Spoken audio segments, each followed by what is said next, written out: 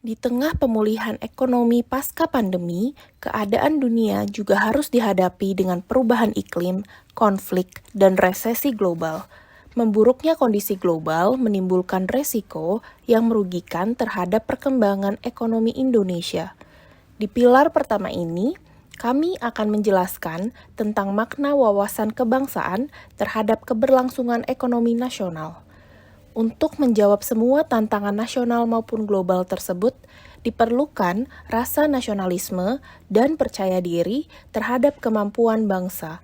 Misalnya, mendukung penuh dan turut berbangga atas pencapaian Indonesia yang saat ini menjadi tuan rumah bagi penyelenggaraan perhelatan G20.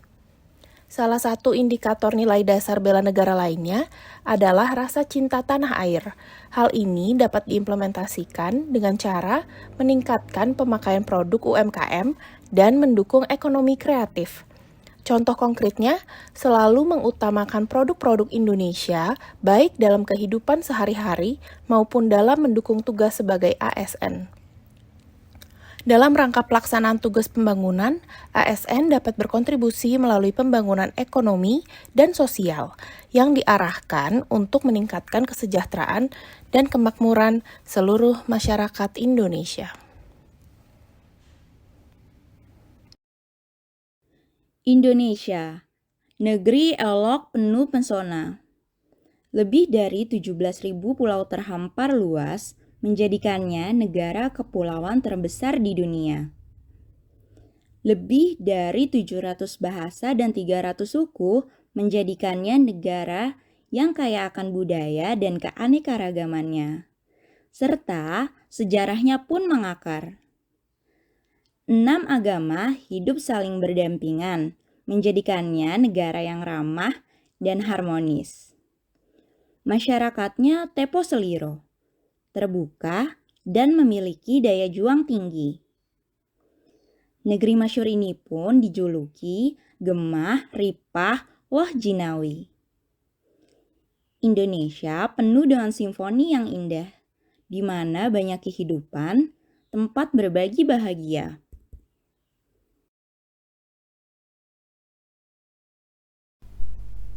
Bela negara meliputi sikap, perilaku, tindakan, dan tekad dalam menghadapi ancaman, gangguan, hambatan, dan tantangan yang berpotensi membahayakan kelangsungan hidup bangsa dan negara, sehingga seorang warga negara harus bersikap, berperilaku, bertindak, dan bertekad dalam membela negerinya.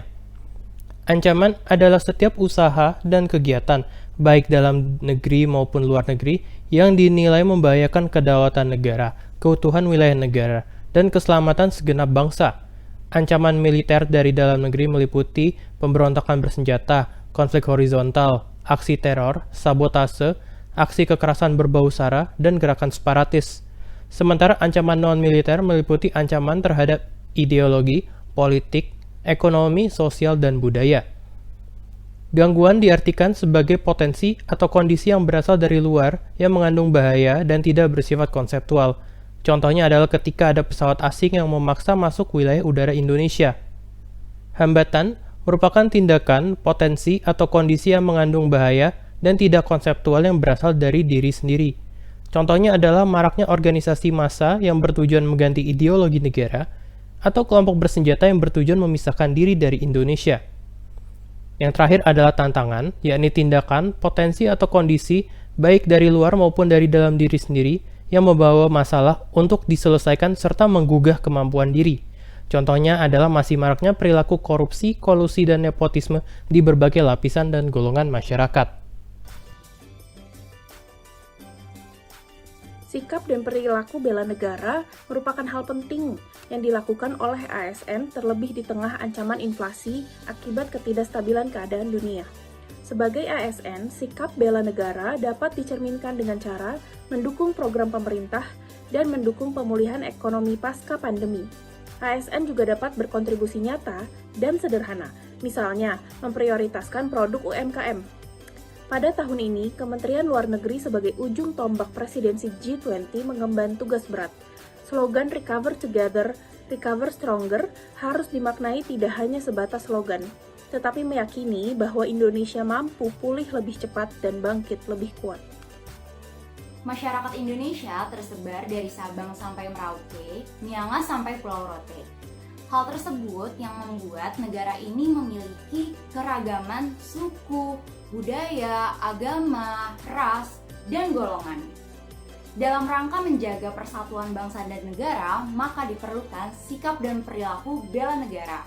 Salah satunya yaitu dengan mewujudkan dalam aspek sosial budaya, yang dapat berupa meningkatkan sikap toleransi, menjaga adat dan istiadat, menjaga lingkungan hidup agar terhindar dari bencana alam, mengembangkan minat dan bakat dalam bidang seni dan olahraga untuk mengharumkan nama bangsa Indonesia.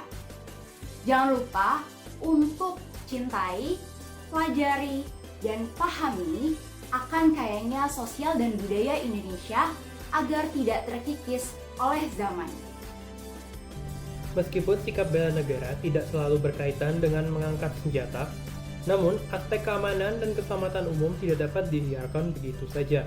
Bersahabat, berhubungan baik dengan bangsa-bangsa lain di dunia, serta ikut serta dalam mewujudkan perdamaian dunia, merupakan perwujudan sikap bangsa Indonesia dalam memandang dirinya sebagai bagian dari masyarakat mancanegara. Berani membela kepentingan Indonesia di panggung internasional adalah salah satu bentuk bela negara yang dapat saya laksanakan sebagai CPNS Kementerian Luar Negeri.